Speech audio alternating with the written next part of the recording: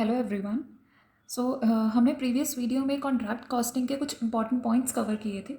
In the same way आज हमारी जो वीडियो है उसमें भी हम ऐसे काफ़ी छोटे छोटे पॉइंट्स जो कॉन्ट्रैक्ट कॉस्टिंग का पार्ट होते हैं उनको कवर करेंगे। So do watch this video till and because points काफ़ी ज़्यादा हैं जो हम आज डिस्कस करने वाले हैं। एंड मोर ओवर हम जिस भी क्वेश्चन को आज पिक करेंगे वो क्वेश्चन भी आपका बहुत बार रिपीट होता है keeping in mind the examination point of view. So let's start with the topic.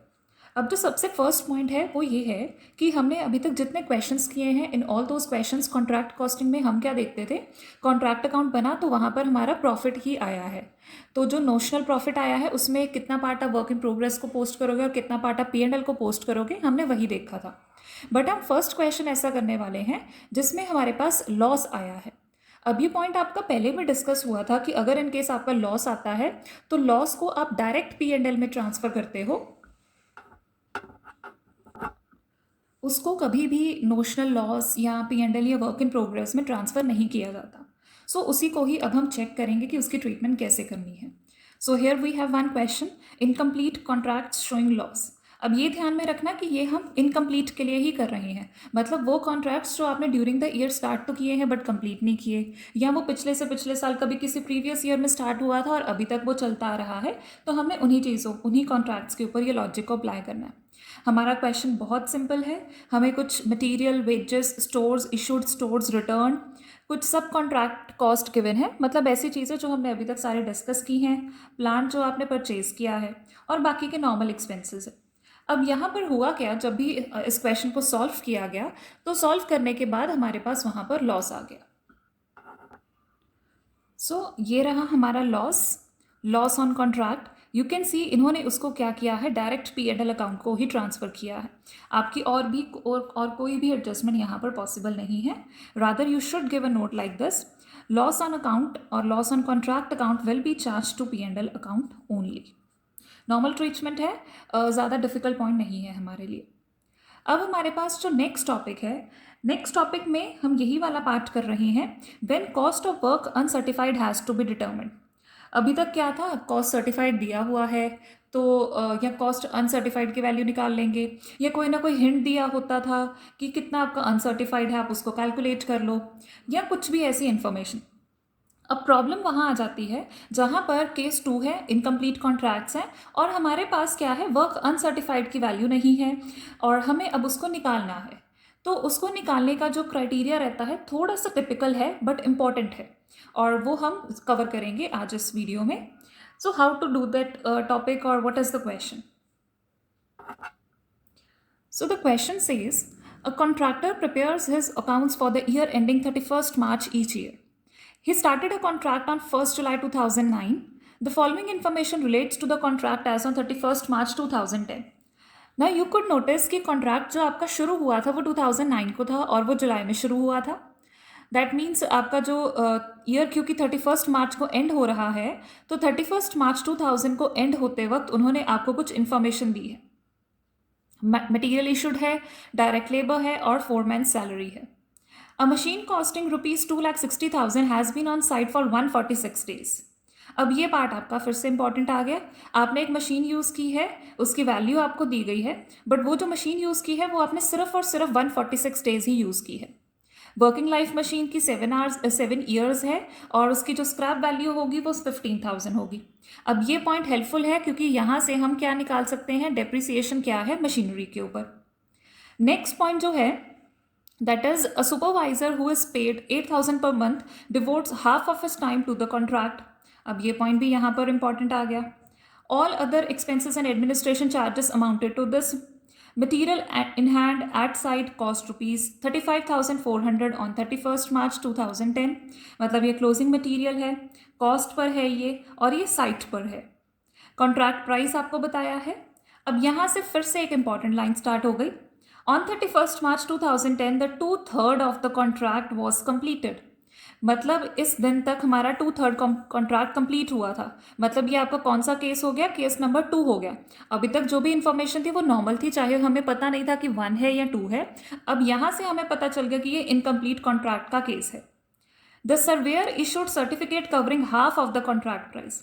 हमारा जो 20 lakhs का कॉन्ट्रैक्ट है उसमें से सिर्फ 2/3 पार्ट ही कॉन्ट्रैक्ट का फिनिश हुआ है, बट कॉन्ट्रैक्ट प्राइस का हाफ पोर्शन का हमें सर्टिफिकेट मिल चुका है and the contractor had received 7,50,000 from contractee in cash. और जो कैश में रिसीव हो चुकी है अमाउंट वो है 7,50,000। अब यहाँ से जो ये लाइन है ये बहुत इंपॉर्टेंट है, इसी से ही हमारा काफ़ी वर्किंग नोट निकलेगा। Prepare contract account and show the amount of profit to be transfer to P&L account. अब इसके बेसिस पर आपको सारा क्वेश्चन सॉल्व करना है। अब यहाँ पर मैं पूरे का पूरा सब कुछ डिटेल में नहीं डिस्कस कर रही, जो भी नॉर्मल पॉइंट्स है जैसे इनकी डीलिंग वो मैं डायरेक्टली आपको शो कर रही हूँ कि कहाँ किसको पोस्ट किया। मटेरियल इशूड है, डेबिट साइड आएगा, डायरेक्ट लेबर डेबिट साइड आएगा, फोरमैन सैलरी डेबिट साइड आएगी, तो इसको हमने वहीं पोस्ट करना है। Then material at in hand closing date को आपको बोला गया है, तो इनको हम क्रेडिट साइड पर शो करेंगे। एंड मोर ओवर हमें एक और एक्सपेंस बताया है, एडमिनिस्ट्रेटिव एक्सपेंसेस, वो 1,36,500 है, तो ये डायरेक्ट चीज़ें हैं, debit credit side respective places पर हमने पोस्ट करनी है। अब यहाँ पर जो मेन पॉइंट है वो स्टार्ट कैसे करना है। सबसे पहले I am picking this part. एक सुपरवाइजर था जिसको हम कितना पे कर रहे हैं, 8,000 एक महीने का पे कर रहे हैं, बट ये तो सुपरवाइजर है, ये कॉन्ट्रैक्ट पे हाफ टाइम ही लगा रहा है। माइट बी केस क्या रहा होगा कि आपने सुपरवाइजर को तो हायर किया है, वो आपने एक से ज़्यादा कॉन्ट्रैक्ट के लिए हायर कर दिया, बट जिस कॉन्ट्रैक्ट अकाउंट की आपको डिटेल्स दी हैं, जिस कॉन्ट्रैक्ट की आपको डिटेल्स दी हैं, उस पर वो हाफ टाइम लगा रहा है।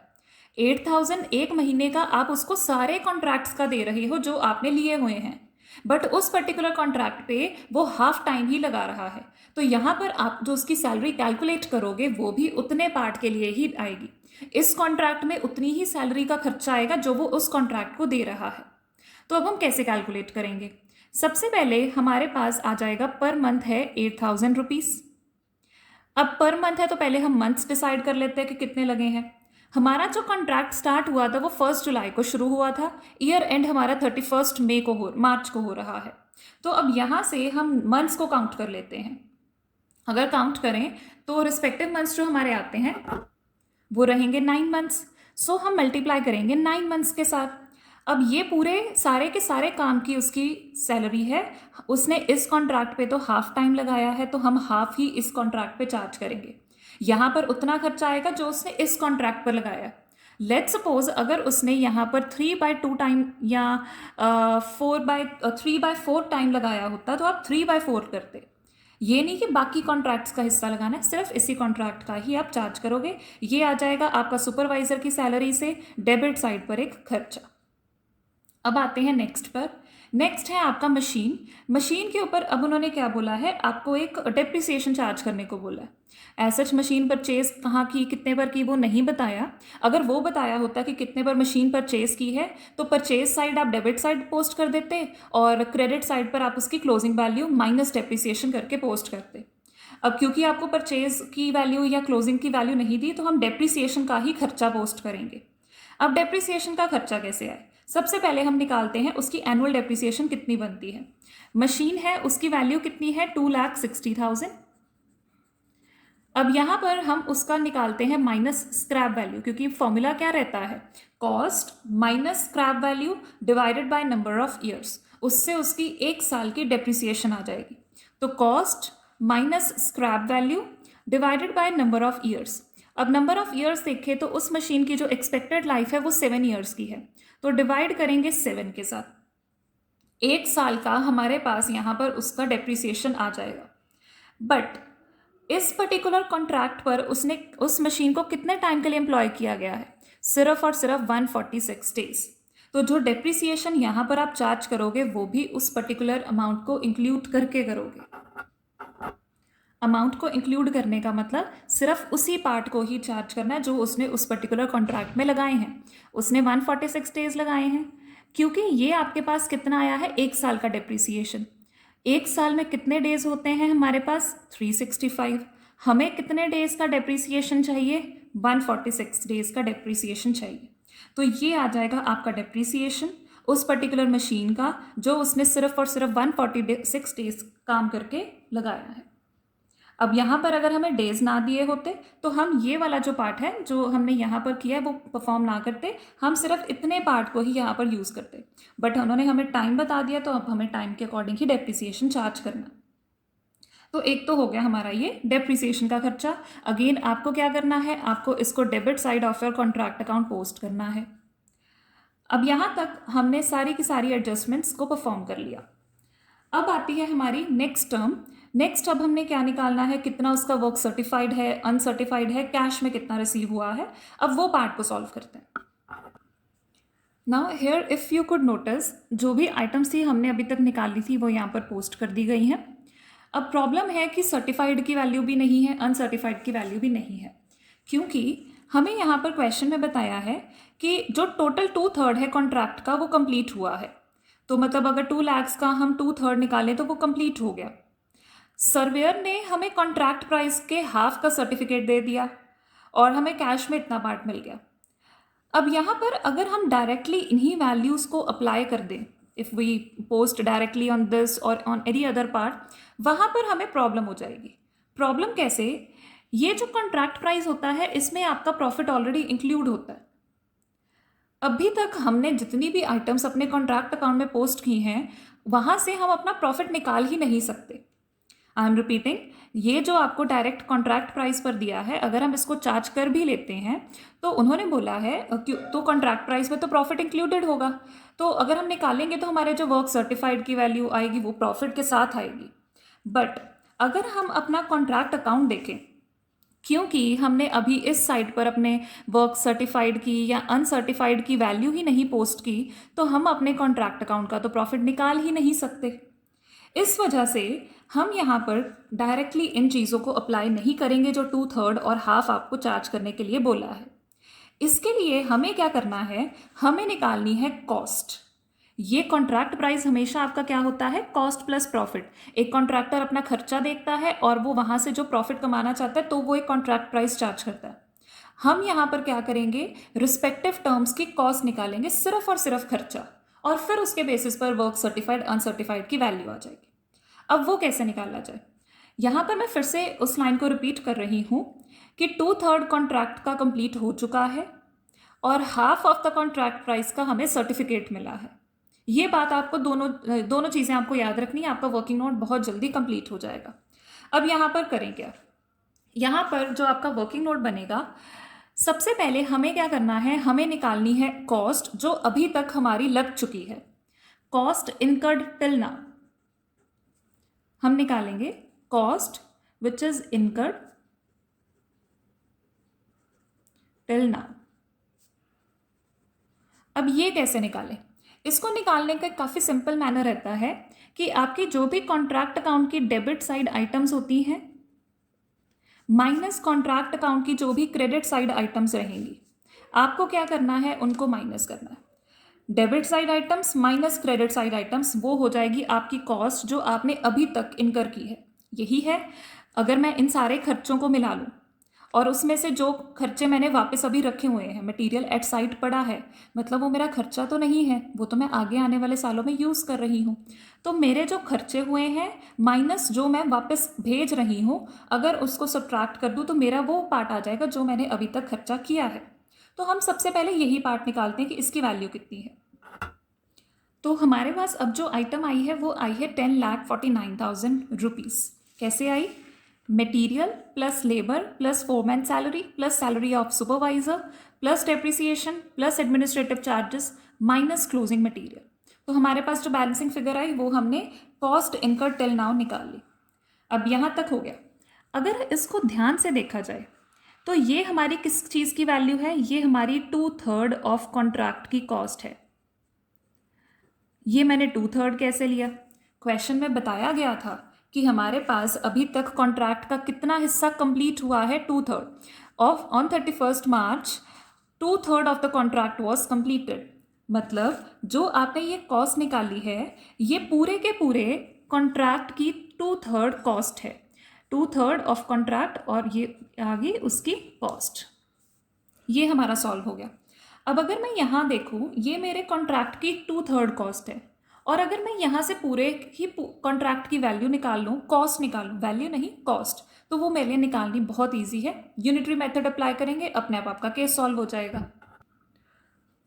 यहाँ पर व्हाट आई हैव डन, 2/3 की हमने कॉस्ट अभी निकाल ली है। इसी से मैं टोटल कॉन्ट्रैक्ट की कॉस्ट निकालूंगी। ये कॉन्ट्रैक्ट की जो कॉस्ट है ये टोटल है, मतलब कि एस्टिमेटेड है कि जब ये पूरे का पूरा कॉन्ट्रैक्ट कंप्लीट हो जाएगा तो हमारी कितना खर्चा आने वाला है। अभी तक 2/3 पर आया है, तो अगर हम उसमें 1/3 भी ऐड कर दें तो ये पूरे का खर्चा आया है आपका 15,73,000 रुपीज़। ये हमारे टोटल कॉन्ट्रैक्ट का खर्चा है। अब यहाँ पर हमारे पास टोटल कॉन्ट्रैक्ट प्राइस मेरे पास 20 lakhs है। उसी कॉन्ट्रैक्ट में से अगर मैं सिर्फ कॉस्ट का ही अंदाज़ा लूँ तो मेरा 15,73,000 है। मतलब जो डिफरेंस है वो बाकी हमारा क्या हो जाएगा, प्रॉफिट हो जाएगा कॉन्ट्रैक्टर के लिए। तो ये पार्ट तो हमारा हो गया सॉल्व। तो अब यहाँ पर हम नेक्स्ट स्टेटमेंट पकड़ते हैं। क्वेश्चन में हमें नेक्स्ट बोला था कि जो वर्क सर्टिफाइड है वो कितना है, हाफ ऑफ कॉन्ट्रैक्ट प्राइस। अब अगर मैं अगेन सर्टिफाइड को इसके ऊपर ही कैलकुलेट करूं तो फिर से मेरा प्रॉफिट इंक्लूड हो जाएगा। तो मैं अब फिर से कॉन्ट्रैक्ट प्राइस को इंक्लूड नहीं करूंगी। मुझे वर्क सर्टिफाइड तो चाहिए, बट जो वर्क सर्टिफाइड चाहिए वो कॉस्ट पर चाहिए। तो मैं इसका अगर हाफ करूंगी तो मेरी कॉस्ट ऑफ वर्क सर्टिफाइड आ जाएगी। You have to remember one point, अगर हम सिर्फ और सिर्फ वर्क सर्टिफाइड की बात कर रहे हैं तो हम प्रॉफिट भी इंक्लूड कर रहे हैं। बट अगर हम कॉस्ट ऑफ वर्क सर्टिफाइड की बात करते हैं तो हम सिर्फ कॉस्ट की ही बात कर रहे हैं, हम उसमें प्रॉफिट इंक्लूड नहीं कर रहे। अगर मुझे नॉर्मली वर्क सर्टिफाइड लेना होता तो मैं कॉन्ट्रैक्ट प्राइस का ही हाफ करती, बट मुझे कॉस्ट ऑफ वर्क सर्टिफाइड चाहिए तो मुझे टोटल कॉस्ट का हाफ करना पड़ेगा, तो मेरी वर्क सर्टिफाइड की वैल्यू आ जाएगी। मैंने क्या किया, जो भी टोटल कॉस्ट थी उसका हाफ किया तो मेरे पास वर्क सर्टिफाइड की वैल्यू आ गई। अब आपके लिए अनसर्टिफाइड निकालना बहुत ईजी है। वो कैसे, हमने स्टार्टिंग में भी ये पार्ट रीड किया था कि कोई भी एक कॉन्ट्रैक्टर होता है वो अपने खर्चे कर लेता है, टोटल वो जितना भी कॉस्ट उसने की है वो इनकर कर लेता है। उन कॉस्ट में से कुछ के लिए तो उसको सर्टिफिकेट मिल जाता है तो वो वर्क सर्टिफाइड बन जाता है। जिसके लिए उसको सर्टिफिकेट नहीं मिलता वो उसके लिए क्या बन जाता है, वर्क अनसर्टिफाइड। टोटल कॉस्ट उसने इनकर कर ली, जिसके लिए सर्टिफिकेट मिला, सर्वेयर ने इशू कर दिया, वर्क सर्टिफाइड। उसी कॉस्ट में से जिसके लिए उसको सर्टिफिकेट नहीं मिल पाया वो वर्क अनसर्टिफाइड।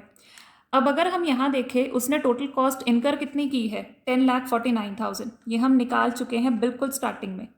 तो अगर हम यहाँ पर ले 10,49,000 हमारी टोटल कॉस्ट है, उसमें से वर्क सर्टिफाइड कितना है वो भी हम अभी निकाल चुके हैं, 7,86,750। तो वो यहाँ आ जाएगा 7,86,750। तो दैट मीन्स इसमें से अगर इसको माइनस किया जाए तो जो पेंडिंग है वो आपके लिए क्या है, वर्क अनसर्टिफाइड। तो वो आप बैलेंसिंग फिगर निकाल सकते हो। So here I have concluded total cost incurred minus work certified cost. Remember मैंने कॉस्ट लिखा है, cost of work certified which is equal to cost of work uncertified. That's it. अब हमने आइटम्स को post करना और हमारा क्वेश्चन सॉल्व करना ईजी हो गया है। अब रह गई बात पोस्ट करने की। जब भी आपको पोस्ट करना है हमें पता है हम यहाँ पर क्या लिखते हैं, बाय वर्क इन प्रोग्रेस। ठीक है, वर्क इन प्रोग्रेस में हम दो चीज़ें लिखते हैं, work certified and work uncertified. Work uncertified तो यू कुड नोटिस हमने अभी निकाला था तो वो वैल्यू आपकी यहाँ पर आ गई। कॉन्ट्रैक्ट अकाउंट में जो वर्क सर्टिफाइड जाता है वो कॉस्ट कभी भी नहीं जाती, वो कॉस्ट प्लस प्रॉफिट जाता है। जो वर्क अनसर्टिफाइड होता है वो हमेशा आपका कॉस्ट पर ही लिया जाएगा, बट जो वर्क सर्टिफाइड होता है वो कॉस्ट और प्रॉफिट दोनों पर लिया जाता है। तो यहाँ पर आप हाफ ऑफ कॉन्ट्रैक्ट प्राइस ही करोगे। वाई हाफ, क्योंकि क्वेश्चन में दिया था कि वो हाफ है। Half of contract price is called your work certified. तो 20 lakhs हमारा टोटल कॉन्ट्रैक्ट प्राइस है, उसका हाफ करेंगे तो 10 lakhs आ गया। और वर्क अनसर्टिफाइड की वैल्यू हम अब निकाल चुके हैं। अब क्वेश्चन माइंड में ये डाउट आ रहा होगा तो फिर हमने वर्क सर्टिफाइड की कॉस्ट निकाली ही क्यों? वो इसीलिए क्योंकि वर्क अनसर्टिफाइड की कॉस्ट निकालने का कोई और सोर्स ही नहीं था। मैंने ये पॉइंट आपको एक प्रीवियस वीडियो में भी, प्रीवियस कुछ वीडियोस में भी बताया है कि जब भी आपका वर्क सर्टिफाइड लिया जाता है, वर्क सर्टिफाइड, वो हमेशा कॉस्ट प्लस प्रॉफिट पर होता है, क्योंकि उसका पैसा हम अपने कॉन्ट्रैक्टर को दे रहे हैं। और जो वर्क अनसर्टिफाइड होता है वो हमेशा कॉस्ट पर ही होगा। बट कई बार इस कॉस्ट को कैलकुलेट करने के लिए हमें वर्क सर्टिफाइड की कॉस्ट लेनी पड़ती है, जो हमने अभी देखा। एक बार वो कैलकुलेट हो गया, कॉन्ट्रैक्ट अकाउंट में जो आपका सर्टिफाइड ऐड होगा वो हमेशा प्रॉफिट के साथ ऐड होगा। तो 20 lakhs का हाफ किया तो वो वर्क सर्टिफाइड आ गया। बाकी का क्वेश्चन आपका नॉर्मल चलेगा, आप 2 नोशनल प्रॉफिट डालोगे नोशनल प्रॉफिट को दूसरी साइड पर हम लेकर जाएंगे, फिर हम देखेंगे कि हमारा P&L में कितना जाएगा, हमारा वर्क इन प्रोग्रेस में कितना जाएगा, वो आप अपने स्टेज ऑफ कंप्लीशन के अकॉर्डिंग चेक करोगे। अब क्वेश्चन में इन्होंने क्या किया हुआ है, इन्होंने ये पार्ट यहाँ पर 2 जगह एक्स्ट्रा पोस्ट किया। आप ऐसे नहीं करोगे, आप इसको नॉर्मल वे से ही लिखोगे। ये पार्ट आप अपना वर्किंग नोट में, जैसे मैंने वर्किंग नोट बनाया वैसे ही शो करना है। तो इनको आपको कॉन्ट्रैक्ट अकाउंट में शो करने की ज़रूरत नहीं है, बिकॉज अगर ये क्रेडिट साइड में आया, डेबिट साइड में आया तो ये नल हो चुका है। तो आप इनको पोस्ट नहीं करना, आप नॉर्मल वे से अपना क्वेश्चन सॉल्व करो। अब अगर मैं यहाँ पर ये पार्ट देखूँ कि ये इन्होंने इतना ट्रांसफ़र क्यों किया, तो हमने स्टेज ऑफ कंप्लीशन चेक करनी है, तो वो चेक कर लेते हैं कैसे उसको परफॉर्म करना है। तो stage of completion basically check करने के लिए हम 2 चीज़ों का रिलेशन देखते हैं। हम देखते हैं हमारा वर्क सर्टिफाइड और हमारा जो कॉन्ट्रैक्ट प्राइस है उनका रिलेशन क्या है। तो उनका हम पहले निकाल लेते हैं रिलेशन। वर्क सर्टिफाइड यहाँ पर हमारा कितना है, 10 लाख रुपीज़। क्यों? क्योंकि हाफ ऑफ कॉन्ट्रैक्ट प्राइस है। फिर से कॉस्ट ऑफ वर्क सर्टिफाइड नहीं लेंगे। कॉस्ट ऑफ वर्क सर्टिफाइड सिर्फ एक जगह ही यूज़ होती है, वर्किंग नोट्स में, और कहीं पर भी कॉन्ट्रैक्ट अकाउंट में हम उसको यूज़ नहीं करते हैं। तो work certified divided by contract price, वो हमारा 20 लाख है। मल्टीप्लाई कर देते हैं 100 के साथ। परसेंटेज में ले रही हूँ सो दैट आपके लिए ईजी हो जाए समझना। तो यहाँ पर हमारी जो स्टेज आई है वो आई है 50%। अब अगर मैं अपने उन्हीं नोट्स पर वापस जाऊं जो मैंने एक बार आपके साथ डिस्कस भी किए थे, ये रेंज पड़ रही है हमारी हाफ और मोर, मतलब 50% या उससे ज़्यादा। हमारी एग्जैक्टली 50% है तो यही आ जाएगी। उस केस में हम कितना पार्ट ट्रांसफ़र करेंगे, 2/3। फॉर्मूला अप्लाई क्या करना है, 2/3 of your notional profit multiply by cash received upon work certified. अब अगर यहाँ पर देखें, वर्क सर्टिफाइड आपका 10 लाख है, नोशनल प्रॉफिट आप निकाल चुके हो 2/3, कैश रिसीव्ड कहाँ से आएगा, क्वेश्चन में गिवन है आपको। अगर आप देखो ध्यान से, 7,50,000 is given to you in your question. अब वहाँ से अब अपना प्रॉफिट ट्रांसफ़र कर सकते हो टू योर P&L, और जो रेस्ट बचेगा वो आपका वर्क इन प्रोग्रेस रिजर्व में चला जाएगा। So try to solve this question at your own. It is very, very, very important concept, and hopefully you will be expecting a question based on this in your examination. And now we are doing one more point, एक extra point है। कई बार क्या होता है, हमें question में एक ऐसी स्टेटमेंट लिख कर देंगे, reserve 1/3 of profit received for contingency. अब इसको क्या करना है, आपको कुछ नहीं एक्स्ट्रा एज सच बहुत बड़ा ये पॉइंट नहीं है। हम क्या करते हैं, हम नोशनल प्रॉफिट लेते हैं, नोशनल प्रॉफिट के का कुछ पार्ट हम P&L को ट्रांसफ़र करते हैं depending upon the stage of completion, कि वर्क सर्टिफाइड और जो आपका कॉन्ट्रैक्ट प्राइस है उनका रिलेशन क्या है, आपने वो ट्रांसफ़र कर दिया। अब जो आपका वर्क इन प्रोग्रेस रिजर्व बच जाएगा, आप क्या करोगे, उसका जो 1/3 है वो आप रिजर्व क्रिएट करोगे, और जो पेंडिंग होगा वो आपका बैलेंस शो हो जाएगा। है वो part work in progress reserve का ही। आपने किया क्या कि उस रिजर्व में से कुछ पार्ट आपने कंटिजेंसी रिजर्व को दे दिया, बाकी जो आपका जाएगा वो जनरल रिजर्व में चला जाएगा। तो 1/3 इसी वर्क इन प्रोग्रेस का कंटिजेंसी रिजर्व में, बाकी का आपका balance of work in progress में आ जाएगा। So today we discussed about 3 major points, और उन points को discuss करना was quite important. I hope you would have understood this value, and do like the video if you found it useful, and complete this question at your own. Thank you so much.